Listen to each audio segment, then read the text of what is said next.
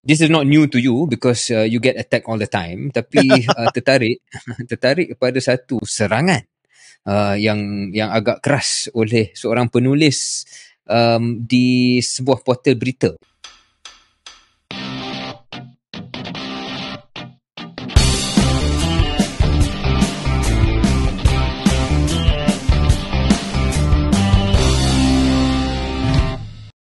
Assalamualaikum warahmatullahi wabarakatuh dan selamat kembali ke episod Keluar Sekejap, episod yang ke-32 bersama dengan saya KJ. Saya Syaril Hamdan. Saya berada di studio Keluar Sekejap di Kuala Lumpur dan Syaril sekarang ni berada di studio Keluar Sekejap di London. Ya, betul. Betul Short term studio. Syaril, kita pada minggu lepas hanya keluarkan satu episod saja, Keluar Sekejap, mandangkan Hari Raya Haji. Dan saya nampak gambar KJ ada melaksanakan ibadah kurban juga. Ya. Bersama dengan kru Hot FM.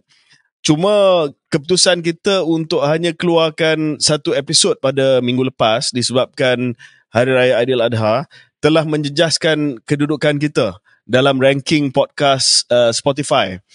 Kalau selama 4-5 minggu yang lepas kita berada di tangga teratas, kedudukan nombor 1, pada hari ini saya cek Keluar Sekejap telah jatuh ke tangga kedua dan sekarang ni Syekh Mishari Rashid Al-Afasi telah pun mendapat ranking nombor 1.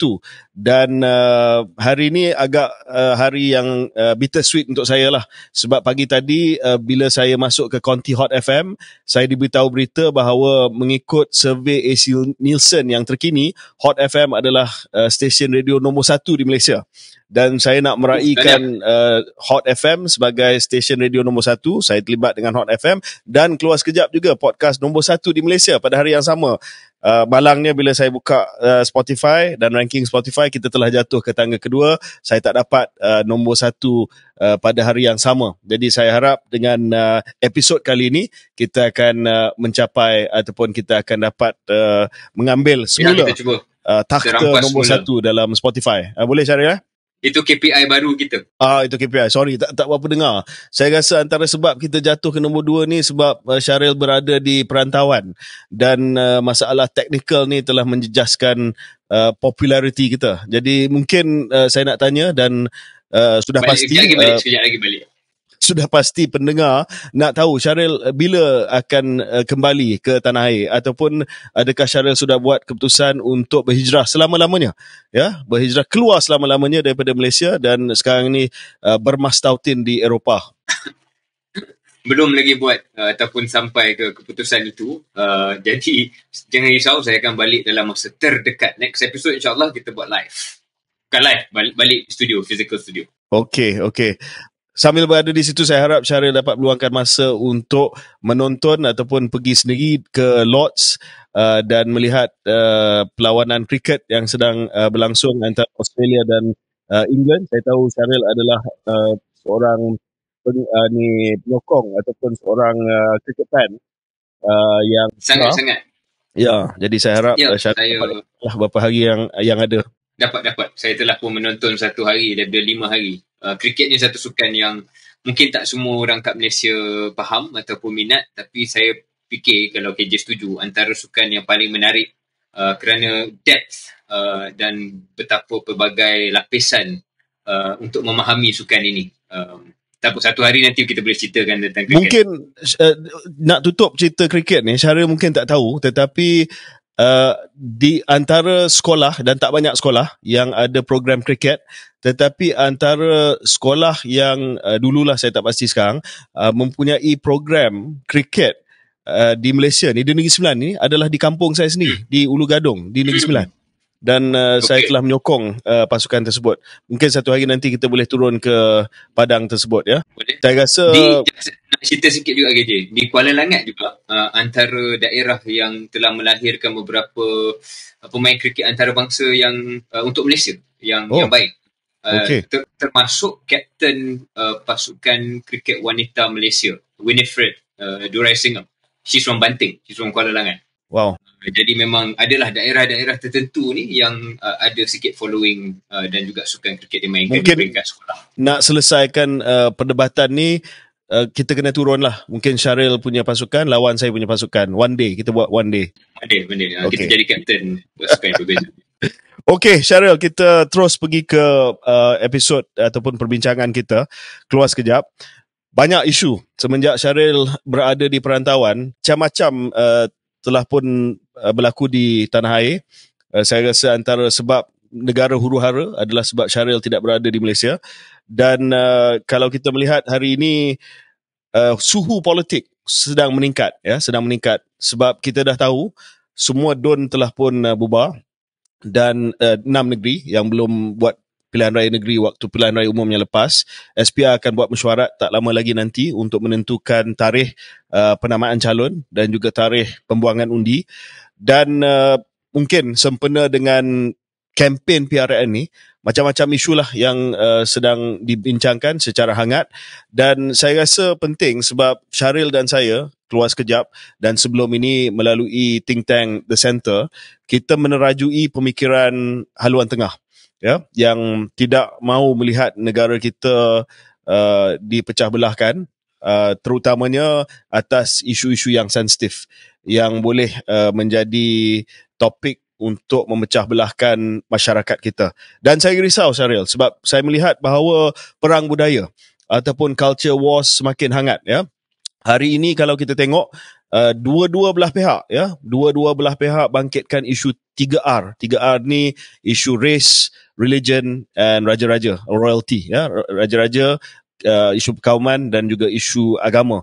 Dan saya nampak kedua-dua pihak salah, sama ada pada pihak PHBN ataupun pada pihak Perikatan Nasional. Dan hari ini Tun Mahathir pula telah masuk ke dalam polemik tersebut. Dia buat satu kenyataan yang mengatakan bahawa antara lain dia salahkan DAP. Dia kata DAP menguasai kerajaan yang ada hari ini.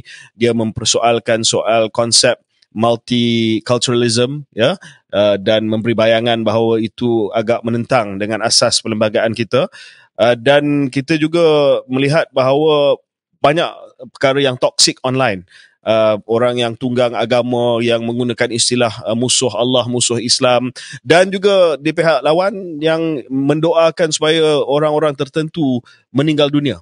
Jadi saya nampak semenjak Syaril tidak berada di Malaysia untuk menjadi a calming force in Malaysia, the country is splitting at the seams, Syaril. You better come back quickly. Sure.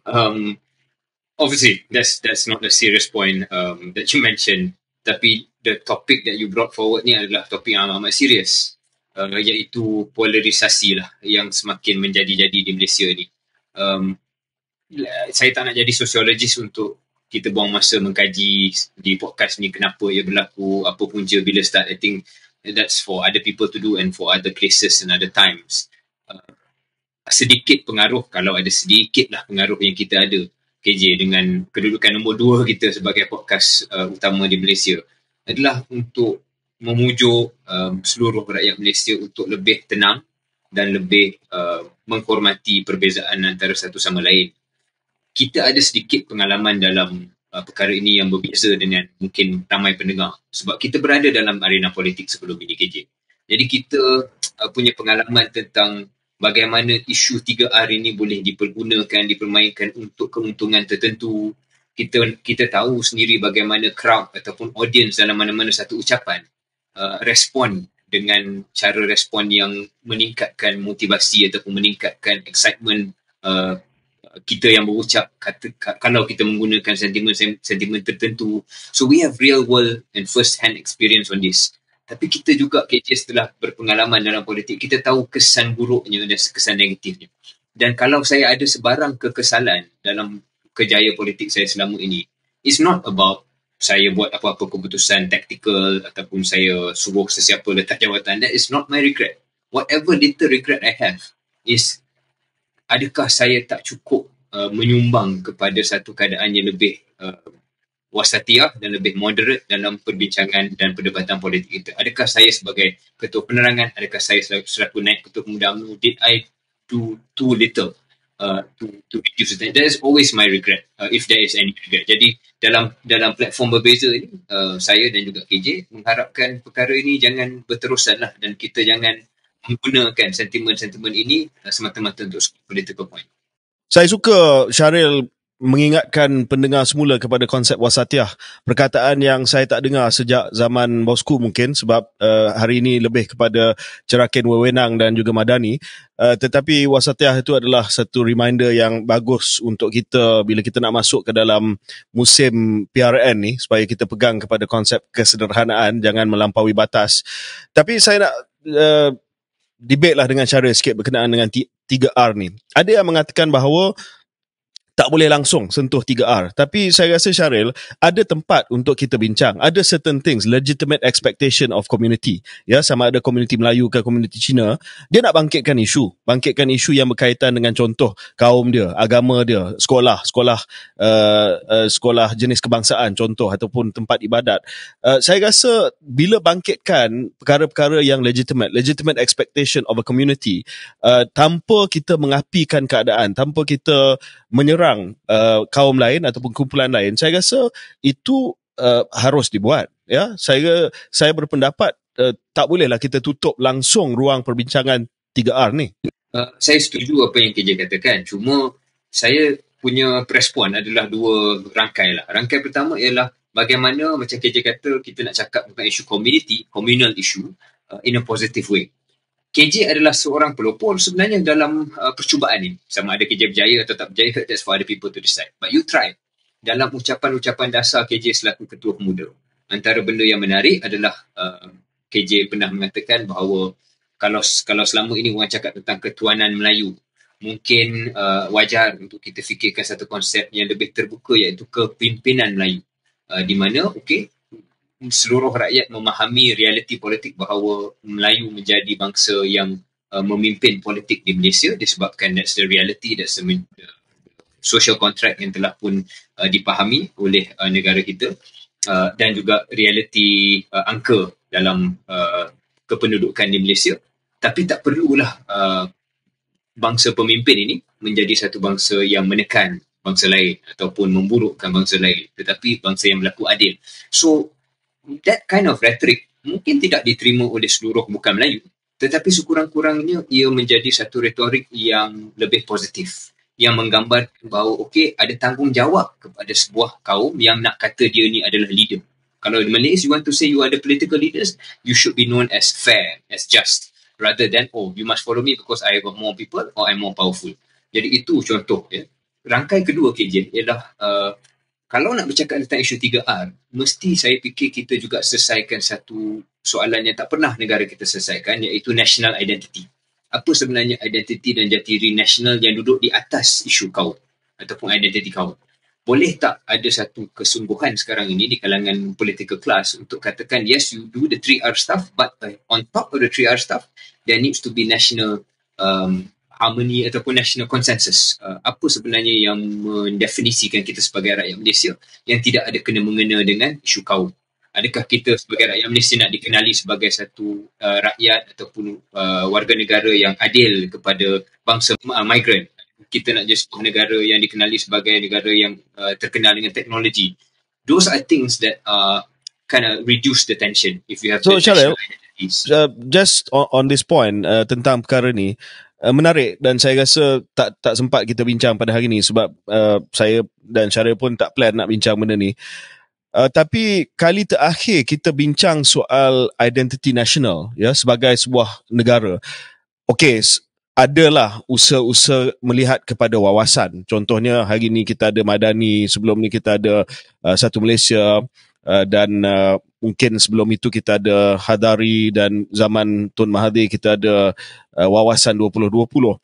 Tetapi semua itu adalah lebih kepada tema kerajaan ataupun lebih kepada aspirasi kita untuk menjadi sebuah negara yang maju pada tahun 2020. Tetapi nak cakap pasal national identity ni, kali terakhir mungkin kita berbincang soal falsafah negara dan identiti negara adalah penggubalan rukun negara selepas 1969. Dan saya rasa bukan saya nak kata perlu ada rukun negara yang baru, sebab memang rukun negara itu adalah sesuatu yang menjadi asas kepada negara kita. Tetapi mungkin kita kena revisit balik ya, apakah makna national identity national pada hari ini?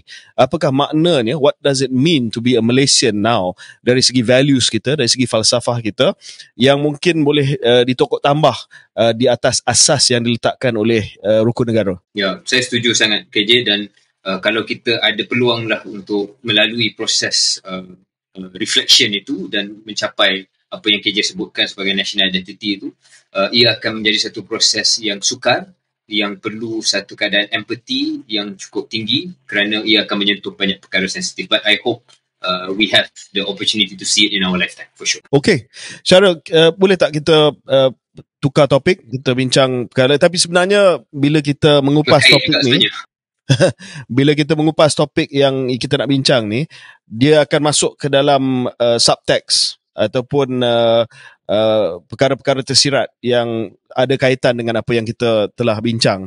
Ini berkenaan dengan insiden ataupun kontroversi yang melibatkan Menteri Pelancongan Tiong King Sing yang telah pun pergi ke KLIA dan didakwa di KLIA telah berlaku kekecohan apabila beliau telah, ini apa yang dilaporkan, beliau telah mengarah ataupun mendesak supaya seorang pelancong asing dibenarkan masuk ke dalam negara kita yang pada asalnya ditolak kemasukan ataupun diberi notis NTL ataupun not to land.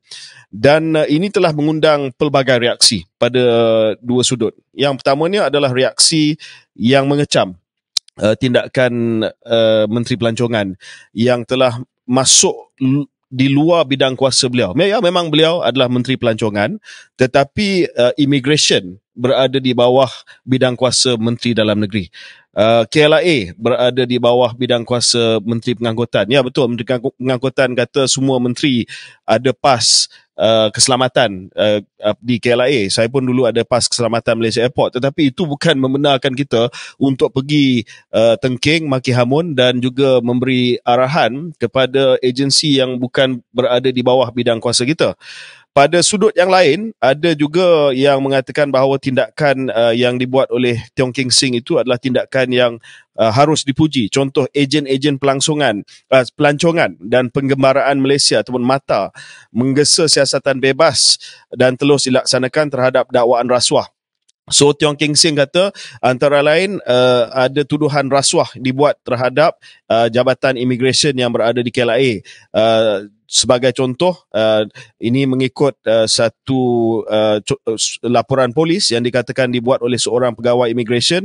Dia kata Tiong King Sing datang dan dia marah kepada penyelia dan juga pegawai immigration, "You are the culprit," serta membuat tuduhan yang tidak berasas dengan menyatakan pegawai meminta wang RM3,000 melalui ejen untuk membebaskan subjek ataupun pelancong wanita daripada China itu untuk masuk ke dalam Malaysia. So, Cheryl, it's satu kontroversi yang besar lah. Dan subtext yang saya terpaksa cakap bila kita tengok kepada reaksi di media sosial, subtext daripada satu sudut adalah sokong menteri, sebab ini adalah penjawat-penjawat awam dan dalam kurungan penjawat awam Melayu yang rasuah.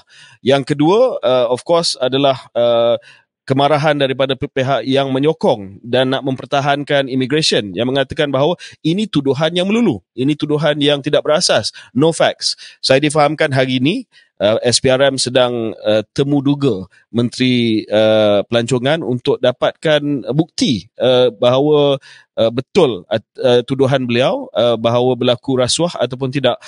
Just one more thing, Syaril. PM Datuk Seri Anwar terpaksa pergi ke KLIA sendiri semalam, ya.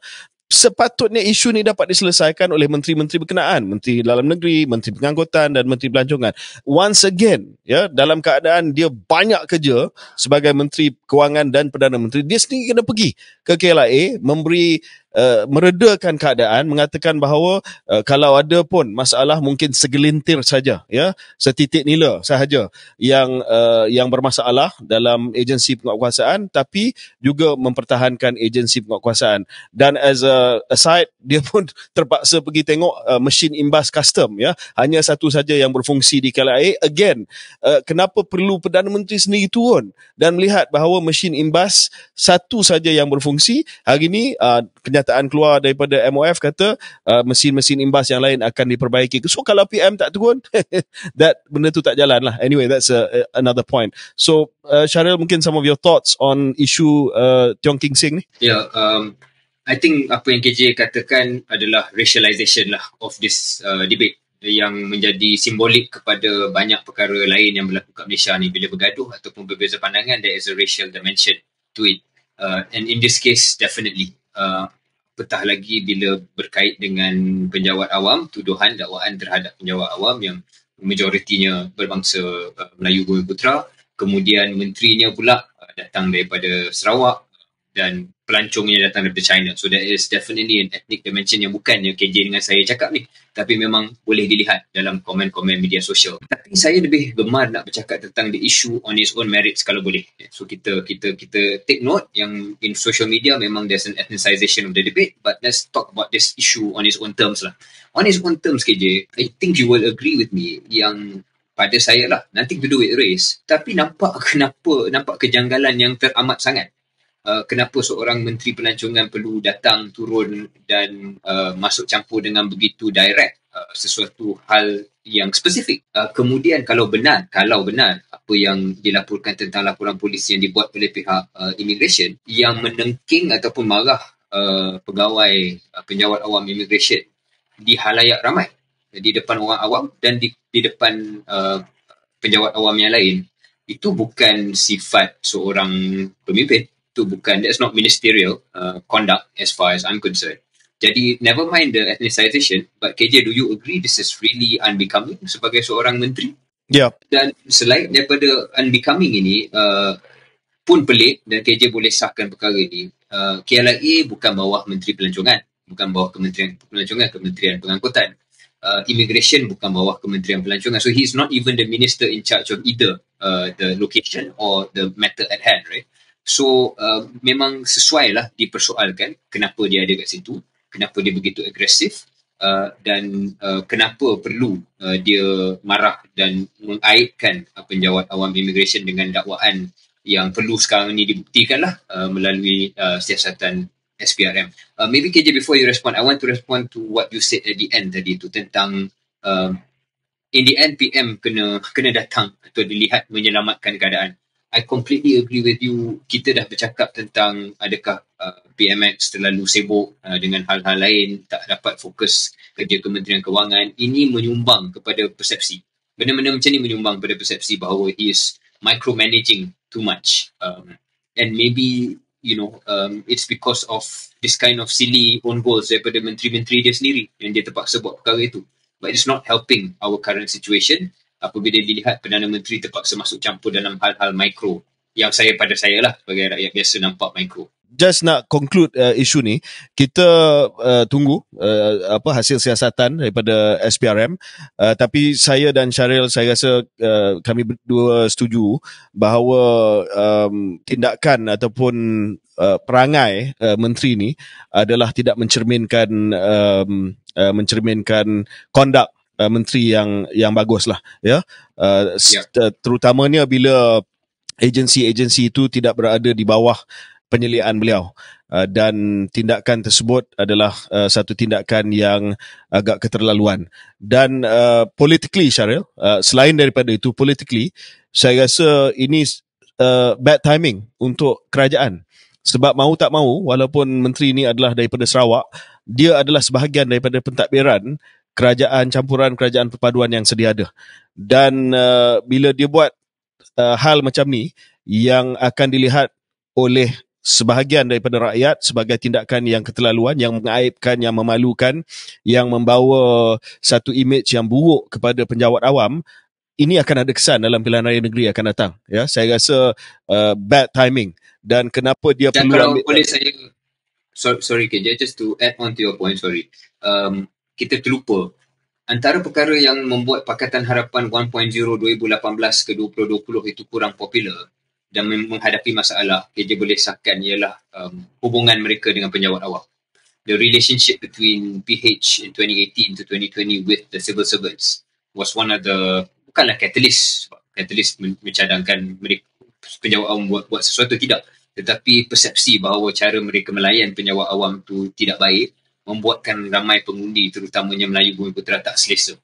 So they will be well advised to not repeat the mistake. Saya tak pasti Syaril masih lagi ingat keputusan pilihan raya umum yang lepas mengikut saluran, tapi di tempat yang saya bertanding, Sungai Buloh, bila saya buka, kita ambil undi pos walaupun immigration bukanlah yang terlibat dalam undi awal kalau tak silap saya. Undi awal ataupun undi pos ni adalah kebanyakannya adalah tentera dan juga polis. Tetapi kalau kita ambil itu sebagai proksi kepada penjawat awam, terutamanya penjawat awam, kuasa dan sebagainya, pada PRU yang lepas pun kita dah nampak peningkatan untuk Perikatan Nasional. Dan saya melihat isu ini, walaupun isu yang berkait dengan pelancong daripada China ni, dia akan ada kesan kepada trend tersebut. Ya, setuju. Jadi kita tengok PRN nanti. Dan last tentang perkara yang Syaril bangkitkan, PM terpaksa buat segala-galanya dan macam tidak ada cover daripada dia punya menteri-menteri, dia sendiri kena turun, dia sendiri kena buat. Satu lagi berita yang keluar hari ni, dan berita ni telah pun dilaporkan secara quite widespread, dan walaupun sumbernya adalah sumber-sumber yang tidak dinamakan, mungkin perkara kecil dilihat oleh sebahagian daripada rakyat, tetapi menunjukkan bahawa macam saya katalah ada bottleneck.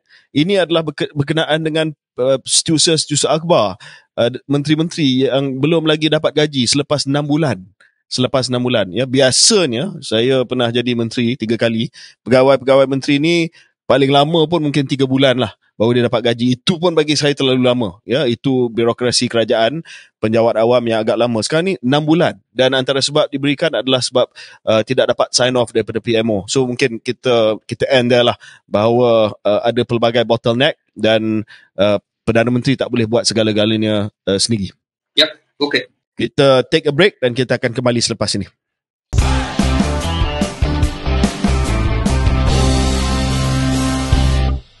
Kembali kita ke podcast Keluar Sekejap, dan KJ, topik seterusnya yang kita nak bincang adalah topik AI, Artificial Intelligence ataupun kecerdasan buatan. Ini topik yang telah pun mengambil perhatian seluruh dunia, terutamanya dalam mungkin 6 ke 12 bulan kebelakangan ini. AI ni dah wujud lama di kalangan komuniti teknologi yang benar-benar mengikuti pengembangan ini, tetapi bagi orang biasa, rakyat biasa, I think it came into our collective consciousness and awareness over the past 6 to 12 months, terutamanya dengan pengenalan satu bentuk pembangunan AI oleh syarikat OpenAI yang sekarang ni semua orang tahu, ChatGPT. ChatGPT adalah salah satu produk generative AI. Generative AI ni maknanya dia boleh ambil maklumat dan data di luar sana dan dia generate output yang baru. So that's why it's called generative. But anyway, AI ni juga telah membuka satu lembaran perbincangan tentang implikasinya kepada ketamadunan manusia. Adakah ia benda yang baik? Adakah benda yang tak baik? Adakah benda yang membahayakan ketamadunan manusia itself? Dan menjurus kepada perbincangan itu, tanpa terlalu teknikal, kita nak bincang tentang soal regulation, tentang soal perundangan dan kawal selia teknologi AI ini. Kerana KJ dalam bulan lepas, beberapa minggu yang lepas, Kesatuan Eropah EU telah pun mendahului dalam soal pengawalan penggunaan AI ini, apabila menjadi pihak pertama di dunia untuk merangka rang undang-undang berkaitan tata cara penggunaan kecerdasan buatan AI. So regulation on AI lah. And bila saya baca sekali imbas, dia menggunakan beberapa cara ataupun dimensi risiko. Certain AI functions ataupun products mungkin low risk, contohnya gaming. ataupun spam filter. Itu pun guna AI tapi itu tak ada implikasi besar lah. Tetapi benda yang lebih berimplikasi besar menggunakan AI misalnya adalah real-time facial recognition. So katakanlah kita boleh ada teknologi yang boleh melihat wajah kita in real time, melihat mata, identify siapa individu ini dan itu, dan menggunakan data-data itu untuk membuat keputusan-keputusan tertentu. Itu yang membawa kepada risiko keselamatan, risiko adakah ini tidak demokratik dan sebagainya. Jadi berdasarkan perkara-perkara ini KJ, EU has come up with a draft legislation, dan saya faham bahawa ia akan mengambil proses lah untuk bincang dengan negara-negara anggota EU sebelum ia ditamatkan. Cuma yang boleh kita jadikan sebagai topik perbincangan utama KJ sebelum saya serahkan ialah saya juga mengambil maklum bahawa ia tidak disokong sepenuhnya oleh semua pihak. Malah ada lobby yang cukup kuat di kalangan syarikat-syarikat teknologi untuk cuba tone down draft yang asal ini. Kerana pada mereka ia boleh mengganggu peluang untuk mengaut keuntungan dan sebagainya. Jadi KJ, saya nak tanya dulu pandangan KJ tentang bukan hanya legislation ini tetapi keperluan untuk kita kawal. Apakah guidelines yang perlu Malaysia ambil untuk buat perkara yang serupa nanti? Ya, saya suka topik ni dan sebenarnya dah lama kita nak bincang soal kecerdasan buatan ataupun AI di Keluar Sekejap. Hari ini barulah kali pertama mungkin kita dapat sentuh isu ni, dan selain daripada mitigasi untuk krisis iklim, saya rasa AI ataupun isu kecerdasan buatan ni adalah satu perkara yang mungkin perlu kita bincang secara berkala dari masa ke semasa, sebab banyak perubahan dan juga pembaharuan yang sedang berlangsung. Tapi saya nak sentuh sikit dengan apa yang Syaril kata tadi berkenaan dengan regulation ataupun tata cara dan juga undang-undang yang sedang dibincang di Kesatuan Eropah, terutamanya berkaitan dengan generative AI ataupun AI yang boleh dilihat seperti mana kita lihat ChatGPT dan kesan daripada generative AI yang menggunakan large language models dan sebagainya. Saya rasa pertamanya AI, kalau dulu kita ada yang risau, AI ini adalah satu risiko existential untuk manusia. Ini adalah senario Terminator lah, bahawa satu ketika nanti AI dengan robotik akan bergabung dan mereka akan musnahkan human beings ataupun manusia dan menggantikan kita. Tapi saya rasa ia tidak akan sampai ke tahap itulah. Manusia akan terus.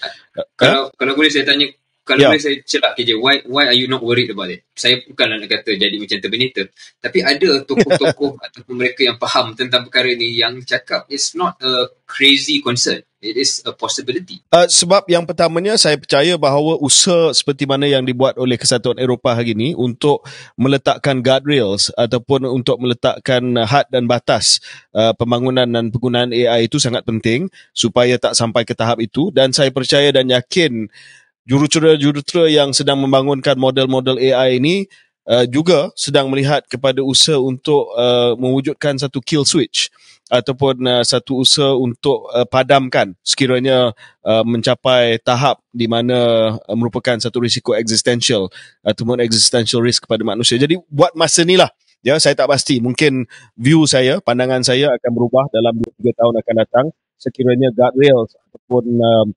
penghalang-penghalang kepada aspek-aspek yang drastik AI ni tak dapat diletakkan dan tak dapat digubal. Tetapi buat masa ni saya tidak berpendapat bahawa ia merupakan satu existential risk. Maknanya dia akan musnahkan manusia. Tetapi dia adalah disruptive. Ya, maksudnya ia akan menggantikan banyak pekerjaan dan tugas-tugas hakiki yang dibuat oleh pekerja-pekerja dalam tempoh masa 5-10 tahun akan datang. Kita akan melihat satu perubahan yang drastik dan kita kena bersedia untuk melihat kepada displacement ataupun gangguan kepada kerja-kerja, tugas-tugas yang sekarang ini dibuat oleh manusia yang akan diganti oleh AI. Dan itu bukanlah existential risk dalam erti kata manusia akan dimusnahkan oleh robot dan juga AI. Tetapi itu adalah satu disruption. Kalau sekiranya kita tidak bersedia untuk disruption tersebut, kalau sekiranya kita tak buat forecast tugas apa yang akan diganti oleh AI dan bagaimana kita nak memastikan bahawa manusia yang membuat tugas itu pada hari ini akan dapat diberi kemahiran baru, reskill, supaya mereka terus relevan dalam 5-10 tahun akan datang.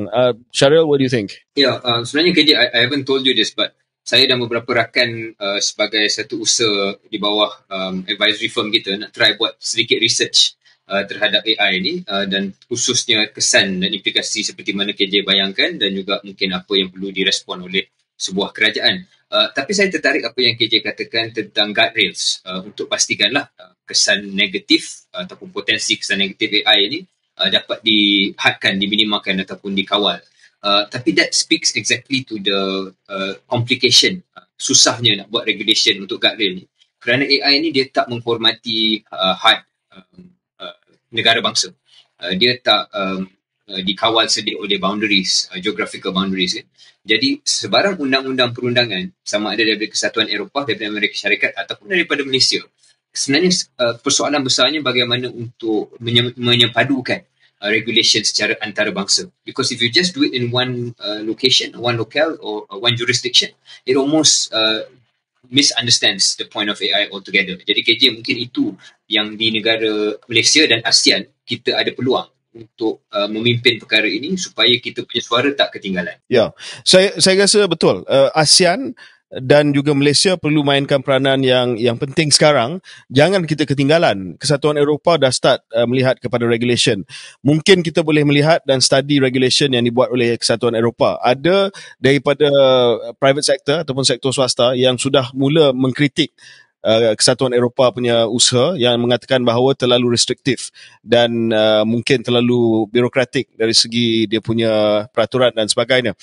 Kita kena cari kita punya what is relevant and what is applicable for us in Malaysia, sebab semakin banyak syarikat yang menggunakan AI. Dan kerisauan saya adalah begini, Syaril. Satu adalah of course dari segi kerahsiaan data dan sebagainya. Itu saya rasa antara perkara yang mesti ada guardrail, mesti ada peraturan untuk memastikan bahawa data peribadi dapat dilindungi, yang pertama. Yang kedua, ini lebih kepada kritikan yang kita selalu dengar daripada pensyarah-pensyarah, iaitu risiko plagiarism berlaku sekiranya AI dibenarkan di sekolah. Ada negara yang membenarkan ChatGPT di sekolah, ada yang fikir mungkin perlu ban ChatGPT di sekolah sebab itu mungkin menghalang daripada menghasilkan karya yang asli ataupun asal. Tetapi yang lebih serius, Syaril, yang saya telah kaji tentang AI ni adalah potensi AI untuk meningkatkan lagi bias discrimination dan meningkatkan ketidakadilan. Contoh, algoritma tertentu, dan ini sudah terbukti, yang digunakan oleh syarikat kewangan dan sebagainya, telah pun menghasilkan satu keputusan yang menafikan, contoh, menafikan bantuan, menafikan pinjaman diberi kepada orang-orang tertentu disebabkan latar belakang mereka. Dan ini adalah sangat bahaya. Dan kalau diguna dalam contoh industri insurans kesihatan, dia akan ambil data-data pengguna itu daripada sumber-sumber yang pelbagai, dan dia akan melihat, oh, dia ada risiko yang tinggi dan dia akan memberi premium yang sangat tinggi. Sedangkan orang itu memang memerlukan insurans tersebut. Jadi perkara ini yang melibatkan bias, yang melibatkan prejudice, yang dihasilkan dan dicerakinkan oleh algoritma ini adalah sesuatu yang sangat bahaya nanti. Sebab ia boleh menimbulkan inequality.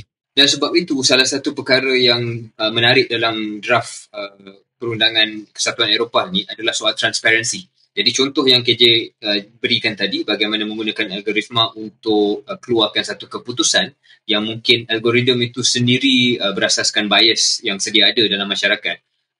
Itu yang diwajibkan perlu diceritakan ataupun didedahkan untuk tatapan awam. Maknanya mana-mana keputusan AI yang mencapai ataupun dicapai disebabkan algoritma ini, function algoritma itu perlu didedahkan Itu antara perkara yang draft perundangan EU ni berikanlah sebagai satu comfort untuk respon kepada kerisauan KJ. But KJ, the other part of the equation KJ, tentang regulation ini. Tadi selama 5 minit, 10 minit ni kita cakap tentang guardrails. Tapi there's also a question of enablement. Adakah perundangan kita di Malaysia cukup updated untuk mengizinkan AI berjalan in the first place? Contohnya perundangan perbankan kita misalnya. Perlu diupdate, perlu dikemaskini supaya AI itu sendiri di mana menggunakan chatbot misalnya diizinkan untuk pelbagai penggunaan ataupun aplikasi yang sekarang ini mungkin tak boleh. So, masa saya berada di MOSTI sebagai Menteri Sains, Teknologi dan Inovasi, saya telah bangunkan Pelan Hala Tuju Kecerdasan Buatan 2021-2025. Itu lebih kepada pelan membangunkan teknologi tersebut dan juga melihat kepada pengkomersialan produk teknologi AI tempatan.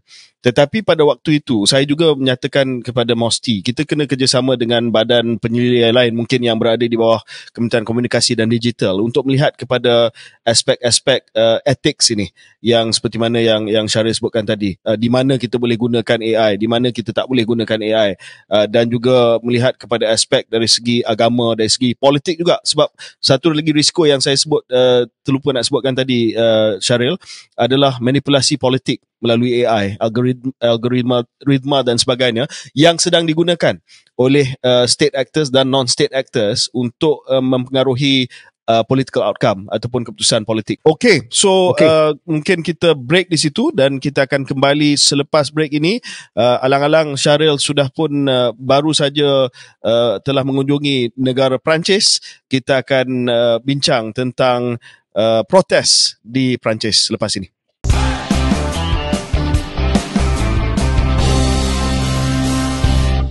Selamat kembali ke podcast Keluar Sekejap. Syaril baru saja telah mengunjungi negara France ataupun Perancis.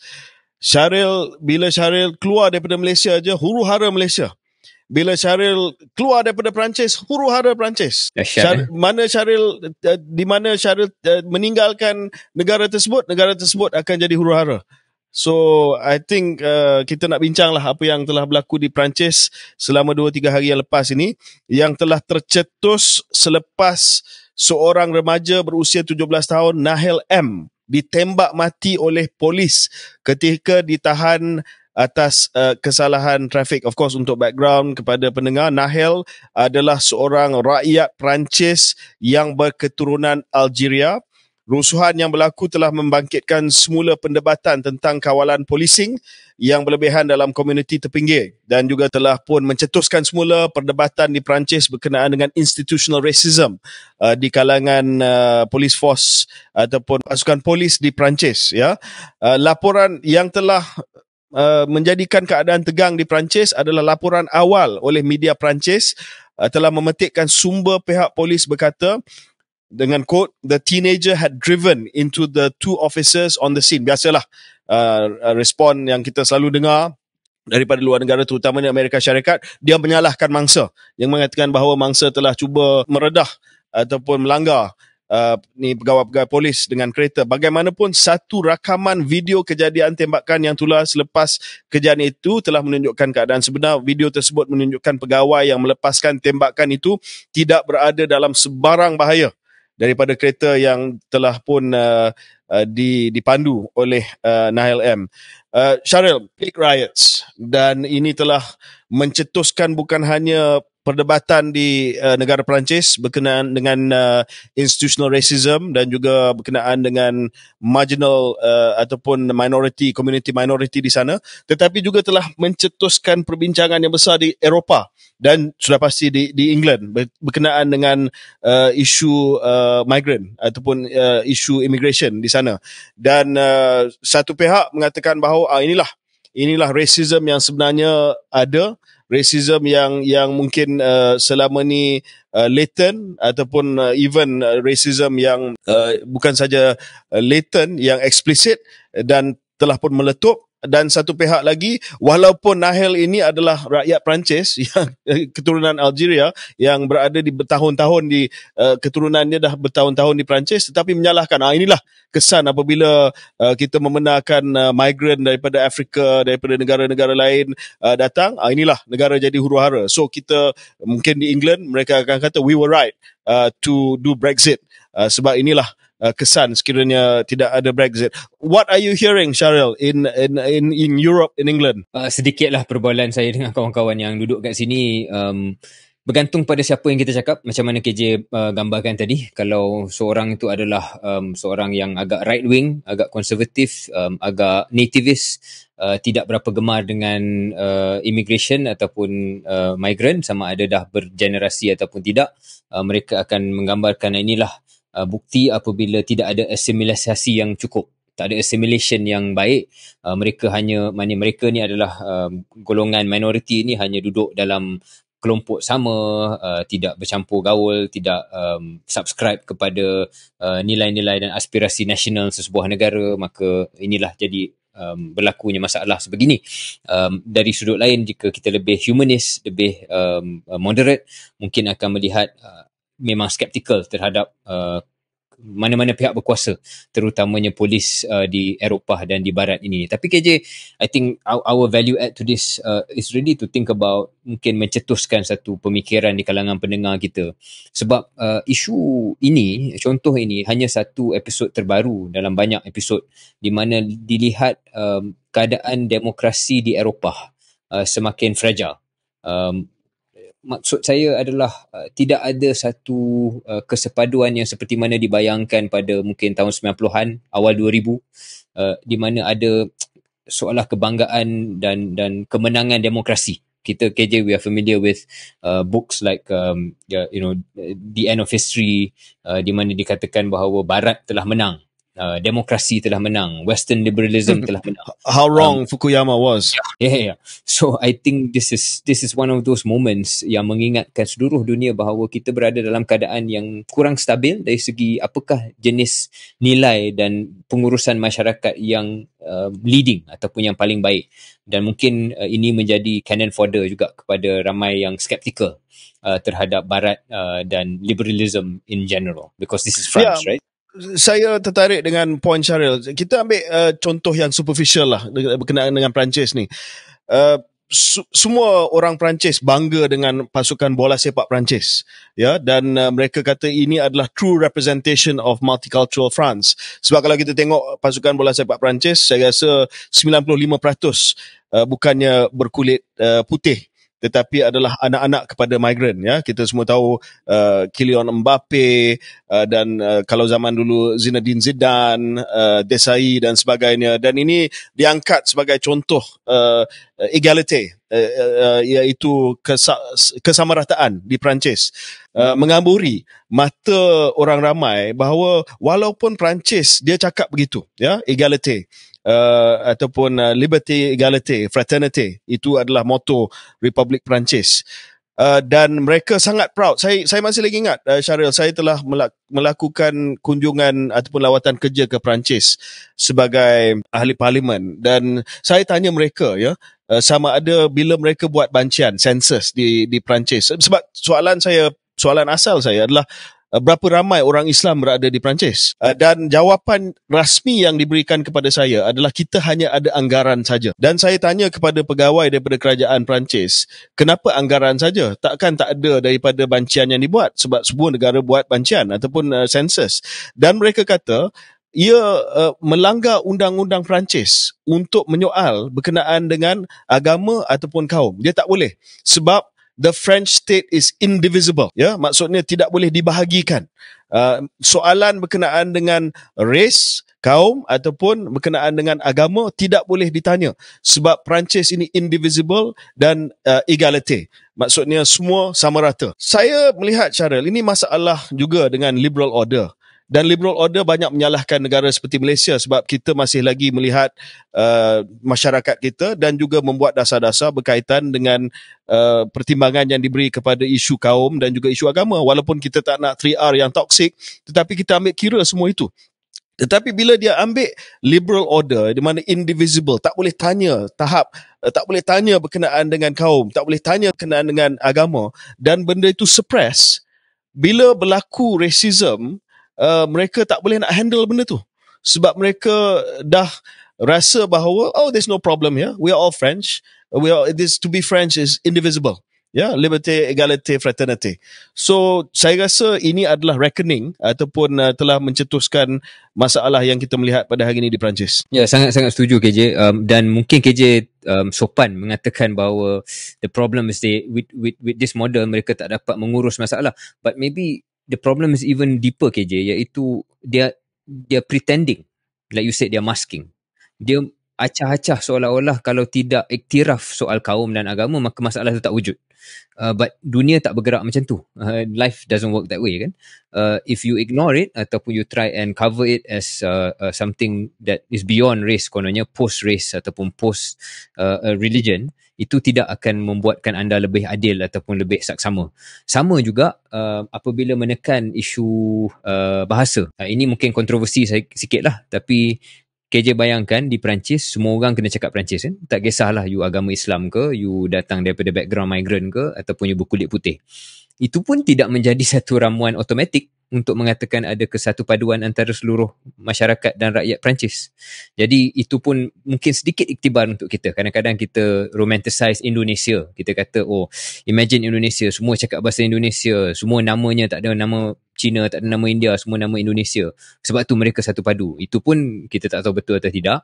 Tapi Perancis ni menjadi satu contoh di mana one language, one secular ideology tidak menjamin bahawa anda tidak akan dibahagikan mengikut kaum, agama dan identiti yang lain. Okay, so kita, walaupun kita memberi komentari yang kritikal, kita mendoakan keadaan kembali aman di negara Perancis, sebab walaupun di negara orang lain kita tidak mahu melihat isu-isu kaum dan agama dan isu yang mencetuskan sensitivity ini menjadi asas kepada perbalahan di mana-mana. Saya rasa pegangan Syaril dan saya di mana-mana saja kita menyokong usaha kepada dialog, kita menyokong usaha kepada pegangan haluan tengah dan juga moderation ataupun wasatiyah yang disebut oleh Syaril tadi. Syaril, mungkin ada 2-3 perkara in passing yang kita nak sebut sebelum kita menamatkan episod kali ini. Satu perkembangan yang agak menarik pada hari ini adalah berkenaan dengan pengecualian produk cecair ataupun gel nikotin daripada kawalan di bawah Akta Racun 1952. Ini isu yang saya selalu sebutlah sebab saya pencetus kepada Akta Kawalan Merokok yang terkini dan juga kepada GEG, dan saya selalu sebut bahawa akta itu perlu diluluskan dahulu sebelum pengecualian kepada produk cecair ataupun gel nikotin yang digunakan dalam vape dikecualikan daripada kawalan di bawah Akta Racun, sebab ada gap dalam undang-undang, ada lakuna. Dan saya tidak terkejut, Syaril, sebab hari ini saya membaca berita bahawa NGO yang selama ini telah pun bekerjasama rapat dengan KKM, terutamanya zaman saya, Malaysian Council for Tobacco Control, 40 NGO yang lain termasuk the Malaysian Green Lung Association, Voice of the Children telah pun membawa tindakan ke mahkamah dan telah menamakan Menteri Kesihatan dan juga KKM dalam tindakan undang-undang tersebut, mungkin I suppose as a defendant, walaupun ini civil case, dan ini sangat mengejutkan. Dan saya telah menerima message daripada rakan-rakan dalam NGO kesihatan. Mereka kata this is the last resort. Sepatutnya Menteri Kesihatan menjaga kesihatan awam, jangan buat tindakan yang mendahulukan kelulusan rang undang-undang tersebut. Dan oleh kerana rang undang-undang itu masih lagi stuck di Parlimen, sekarang di Jawatan Kuasa Pilihan Khas, mereka telah bawa legal suit ataupun tindakan undang-undang. Dan banyak isu sekarang ni dalam kerajaan, ada yang kita defend, ada yang kita kritik, tapi this obviously doesn't help things lah bila Menteri Kesihatan kena tindakan undang-undang daripada NGO kesihatan, cara. And KJ, bukan kita nak mendabik dada, but we foresaw this, right? And especially you foresaw this bila dikeluarkan nikotin vape ini, cecair ini daripada Akta Racun. Kita cakap, okay, maknanya ada lakuna untuk sebulan, 2 bulan, sebab perlu diluluskan rang undang-undang betul tu yang baru itu, kawalan tembakau baru ini di bulan Jun. But we already said apa akan berlaku kalau tak jadi bulan Jun. dan ternyata tak jadi berlanjut kerana mereka hantar ke jawatan pilihan khas, jawatan kuasa pilihan khas. Dan ini mungkin satu unprecedented situation untuk NGO kesihatan yang saman Kementerian Kesihatan. Mungkin KJ boleh ingatkan pendengar-pendengar, KJ pun pernah disaman. Tapi seingat saya disaman oleh anti-vaksin. Watak-watak anti-vaksin yang saman saya, yang tidak berasas pun sama ni saman tersebut. Ya, saya dengan ketua pengarah, mantan ketua pengarah dan si Dr. Isham kena saman. Itu tak apalah, itu anti-vax. Tapi Itu ini anti-vax. disaman oleh NGO kesihatan. Your allies, sepatutnya your allies Yes, lah. sepatutnya MOH your punya allies. allies. Absolutely. Jadi satu perkara yang janggal. Cuma saya sekali lagi bukan nak nakal, tapi persoalan saya KJ, it just looks strange untuk seorang menteri kesihatan buat keputusan ni, iaitu keluarkanlah daripada akta racun, kemudian tidak bersungguh-sungguh untuk pastikan bulan Jun selesai akta baru. Do you think she was pressured inside cabinet? Do you think she was instructed somewhere else untuk buat benda yang kena stand your ground lah. Saya dulu pun kena pressure daripada Kementerian Kewangan, ya. Waktu tu sahabat kita saudara Tengku Zafrul menjadi Menteri Kewangan. Sebab bila kita delist ni, maknanya boleh kutip cukai lah. Itu sebab kita nak delist. Dan memang ada pressure, tekanan kepada saya dan untuk saya delist.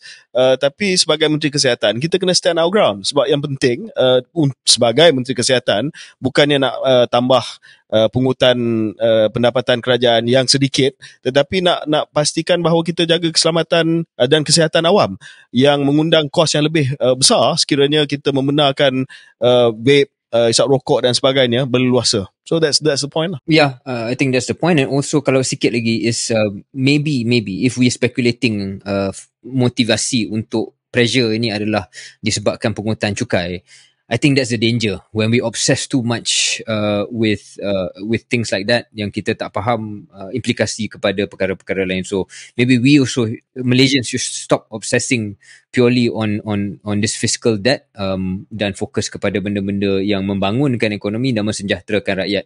Otherwise you do funny decisions like this. Okay. Anything on your side? Yeah, so the other thing kalau nak cakap sikit lagi KJ, this is not new to you because you get attacked all the time, tapi tertarik kepada satu serangan yang agak keras oleh seorang penulis di sebuah portal berita yang bernama Jeffrey Williams kalau tak silap saya, dan title dia adalah What Does KJ Know? Apa yang KJ tahu? Clearly nothing. Dan dia serang sedikit soal kemampuan KJ untuk bercakap tentang isu ekonomi, dan dia menuduh bahawa KJ menyerang kepimpinan Anwar Ibrahim, yang saya pun tak faham.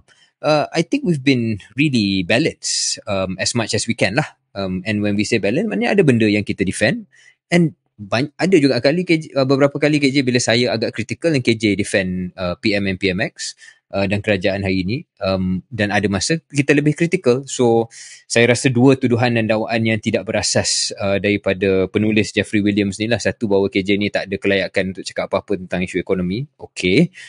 Dan kedua ialah seolah-olah podcast ini ataupun KJ hanya ambil masa untuk serang kerajaan kerana KJ kecewa. So that is the normal accusation lah di kalangan detractors KJ dan kita.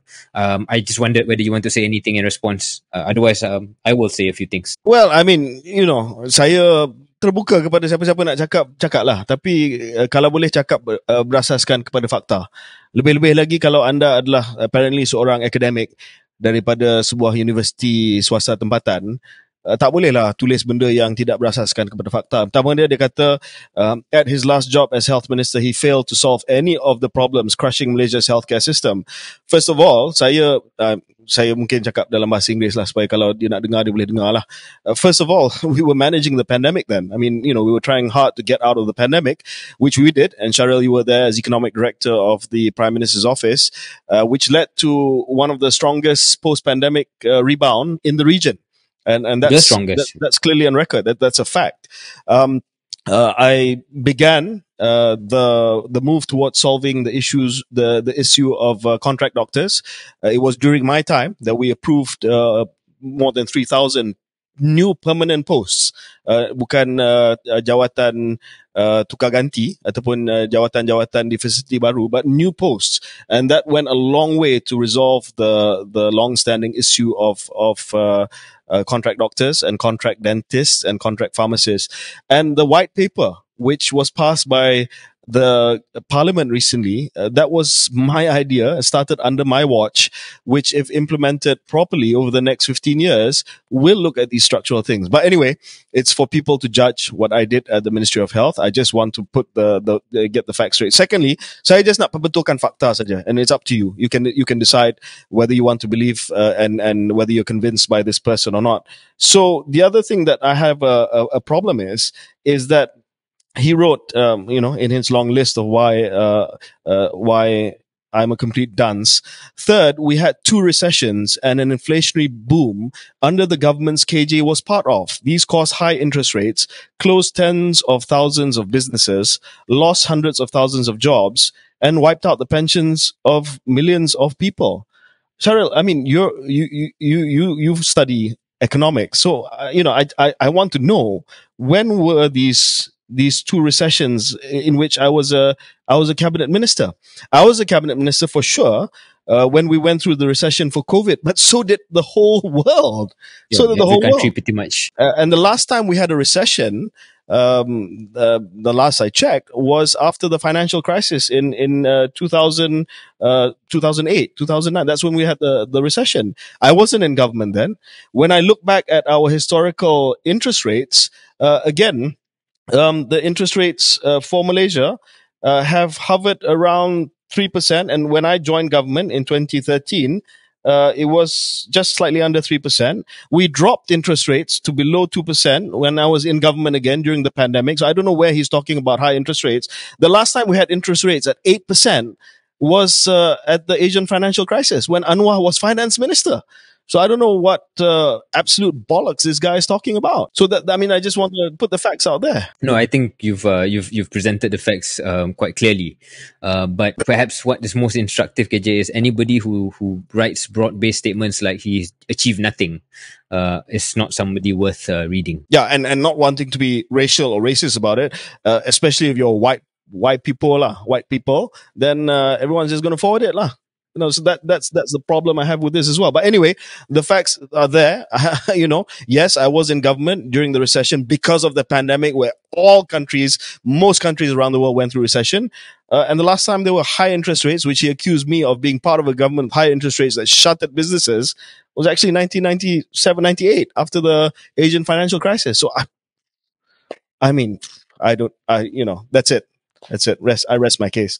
Anyway, Syaril, perkara yang terakhir, dan kita revert balik kepada bahasa kebangsaan, sebab yang tadi kita nak dia dengar dan dia faham, adalah sebab dalam keluar sekejap kita banyak juga bincang soal ekonomi. Sehari 2 lagi nanti, MPC yang pertama yang dipengusikan oleh Datuk Rashid Ghafur, Governor Bank Negara yang baru. What's your call? Raise or stay? My call, stay. Stay. Why? Saya rasa disebabkan Fed telah pun pause, mungkin itu memberikan ruang untuk BNM pun pause. So that's my call. Saya rasa selain daripada pause daripada Jerome Powell dengan Fed US, mungkin data inflasi yang terkini yang menunjukkan bahawa inflasi menurun dan juga inflasi teras ataupun core inflation terkawal, dan Bank Negara juga melihat kepada other issues as well, like dan state mungkin, elections. mereka they will read. They will never admit it, but they will definitely read the political tea leaves. Dan saya pun setuju dengan Syaril. My call is that they will stay. Maknanya tak akan meningkatkan OPR. Tapi apa yang menarik, Syaril, kita nak tengok kenyataan daripada Bank Negara. Sebab kenyataan Bank Negara bila nak umumkan nanti, mungkin dia akan memberi ramalan, or they will